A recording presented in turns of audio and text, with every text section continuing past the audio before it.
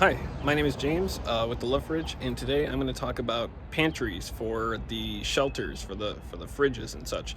And in the last year, I've learned, and as a group, we kind of agreed that the metal cabinets are really the way to go. I've got this cabinet right behind me, and primarily for their rodent proofing, but also they just sort of structurally hold up better than kind of the plywood ones I was making earlier, where I use like old windows as doors, and they're just not that great looking. And I think, Love Fridge and the shelters and the cabinets, we're going to use what we can. We're going to repurpose what we can.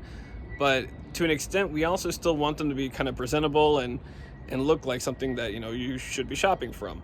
But the issue with the metal cabinets is they don't really have windows. And when you're shopping, you kind of want to see what's going on. I don't think people want mysteries when it comes to shopping, when they're getting food. So we were going to put windows in these doors. That means I need to get my angle grinder and cut holes in this thing. What I have is, these little wood frames that I'll actually kind of measure out. Normally I do like 3, but this is pretty big. So I think I'm going to go horizontal and do 4 on each side. And then, so that's going to happen for putting the windows. What we'll also do though is I'm going to put lighting on here. And that way, like at night, there's still kind of visibility as to what's happening. I know in the shelter where there is lighting on site, but this is still sort of another way to just sort of improve the user experience of, going to one of these fridges. And so I will show what it takes to cut the holes and put lighting in. So when it comes to cutting holes for the windows, what I've actually done is create this little template piece. I like to use a little frame for the exterior, and then I'll put the plexiglass on the interior, and I'll use screws and locking nuts to kind of hold the whole thing in. But I'll also use caulk on the inner border, and I think that also kind of helps with the potential sharpness of the metal cutting that I'll do. And I'm going to draw a line down the center here, and because I'm doing 4, I'm going to figure out how to evenly space 4 windows along each side too. And then inside my template, when I have those lines, I'll know how to line them up, and I can trace out how to cut my holes. And from there, I'll be in a good place to start. And then eventually I'll start needing to punch holes for the actual screws, and I'll show how that goes. All right, I've drawn out the lines. 1 down the middle. These are pencils, so they're a little faint. I'll try and close in a little bit more. And then 1 across, but really, like I did 1 for each across. All right, so now that I've drawn my lines and the placement, I've got my little template piece here, and you can see I've got marks that kind of tell me the center of the frame, and I line them up with the pencil line here. And I'll take a pencil and I'll draw the outline, and that'll create the hole, the shape of the hole I need to cut with my angle grinder. I have my shapes cut out, so I'm about to pull out the angle grinder, but I want to share a nuance regarding this type of pantry, in that it has these metal shelves. And so typically I just like to keep the doors closed because it gives me the leverage I need when I'm pressing against with an angle grinder. When I do that, I can actually punch through the door and make cuts into the shelves, and that actually loses their structural integrity. It's not a big deal, but it also, creates sharp metal that you have to cover up. And so what I'm going to do is leaning this guy up against my wall, and then that's my leverage right there against the concrete wall, which really won't have any problem with the angle grinder.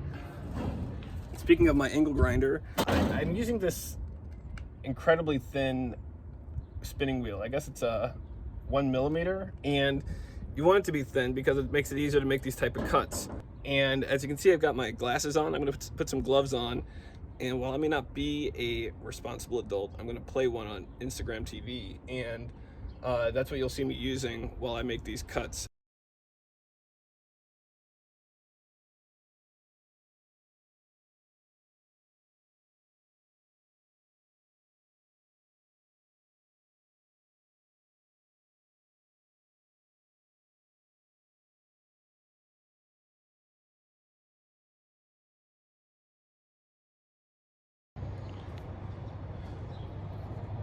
I had talked about using a template for the windows, and so what I use is this pretty thin plywood. I've been using a different one. I use the scraps that I make like the shelters from, but they were really rough, and I don't know, I wanted something with a smoother finish, so I just kind of bought this thinner. It's still sort of cheaper, but at least it has a smooth finish, and when you prime it, it should look fine. So what I also did was I evenly spaced the holes so that in the event that I lose track of which side is which, it should still line up with the plexiglass. And I'm going to save this as my new template. I had the older one from the rougher plywood, but with this new one. But at the same time, what I did was I clamped everything, and I just drilled all the holes so that they're uniform. And I'm going to do the same thing for the plexiglass. And when I'm done with that, I will then clamp the template piece to the holes in the pantry, and that's what I'll use to drill with the metal bit, and everything should line up. I have the pantry up on like this kind of table of sorts, and what I'm going to do now is clamp the template to the holes. Let's see if I can get a good shot of that. And because I talked about the evenly spacing of the holes, it doesn't matter if I flip this. It should work either way, but I don't really have too many options to get lost when I finally come to screwing the wood, which will be on the outside, and the plexiglass, which will be on the inside. And then again, in the finished product, I'll be running the caulk on the inner perimeter to guard against these kind of sharper edges. The clamping is really important because to have the benefit of the holes all lining up, you don't want the wood to wiggle around while you're punching holes in the metal, because then you'll lose that benefit, and then that really slows you down. And so I'm also using my thicker bit to get the number 8 screw through instead of building up my hole, because I have this template in place, and if I were using a thin one first, I might lose the center, and then that also kind of misaligns everything. And that was pretty easy.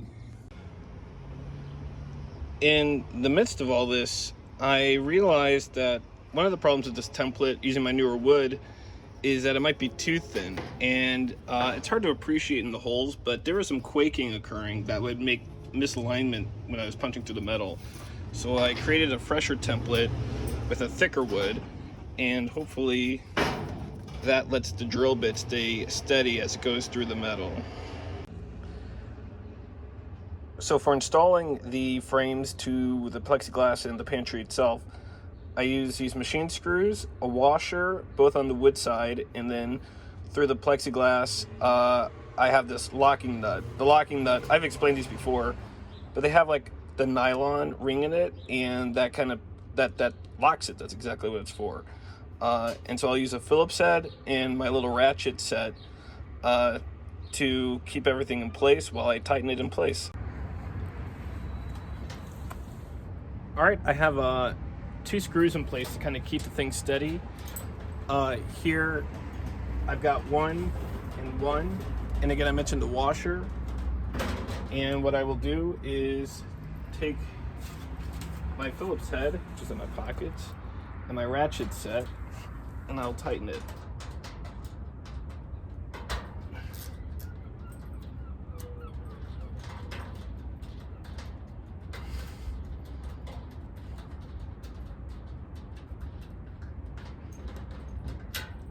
Great. Something you may notice is the screw's a little long. I bought them for my original thicker plywood, but I'm not going to buy like new screws. I'll just use them, and I don't think that's going to be a problem for anyone.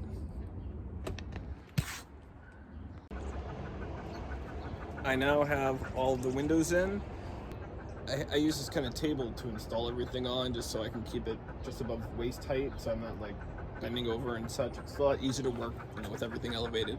And since I already have this on the table, I'm going to go ahead and caulk all the windows. And you can see here that I didn't do that hot a job at cutting the metal, but I think the caulk will cover much of this. And well, not entirely necessary. I think it'll help kind of like do some weatherproofing, sealing. Not that I really feel like water's going to come in. And even though this will be outside, the thing is going to be within a shelter anyways. But I still find it to be like a finishing edge, just to sort of protect, really, again, like the sharp metal part of it.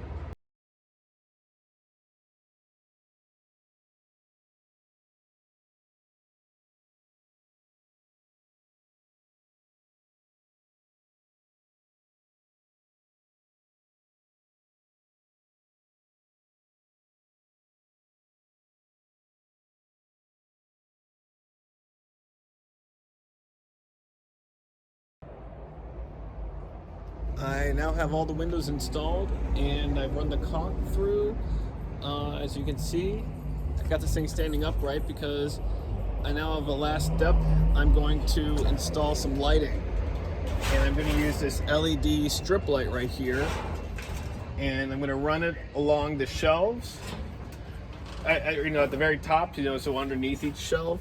And what's cool is there's actually like a little hole here, so I can feed the wire through. Otherwise, I'd just punch a hole with a drill bit.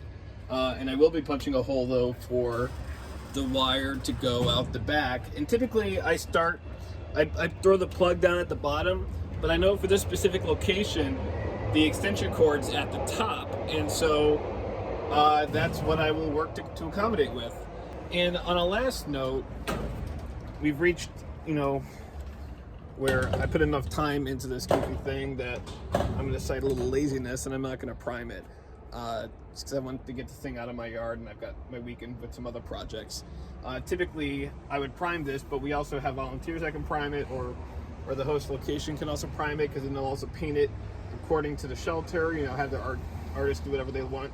Because the wood definitely needs to be primed, but this will be there'll be a roof over this, so it's going to be in good shape for a while. But it should be primed and painted pretty soon. And so, yeah, next I'll be installing the lighting. And I thought I'd share a little video of me on the road with the Pantry sticking out the back of my car, probably a good 2 feet, but I'm only going a few blocks with it, so delivery should be fine. I'm not worried about traffic. I'm at the community pantry on South Drake. Ileana has already cleared out the shelves for me, so what's ahead of me now is to remove those shelves. The pantry itself is 36 inches, and that makes it a very tight fit. But if I remove this, and I know it's just a screw holding it up, and I don't believe it's structural, I know it's not. And so I just pop that out, and the pantry itself should fit. I might end up moving this one too. And then we should be in good shape for the install. The pantry is in, very much thanks to the neighbors right here. I improperly measured, and we probably needed 2 more inches of clearance, and it turned into a fiasco of us sort of disassembling it on the fly to raise the roof. And but it's in, and it's lit up, and it's ready for all the groceries we have ready to put in there. And that is the lifespan of putting in a metal cabinet pantry for the shelters.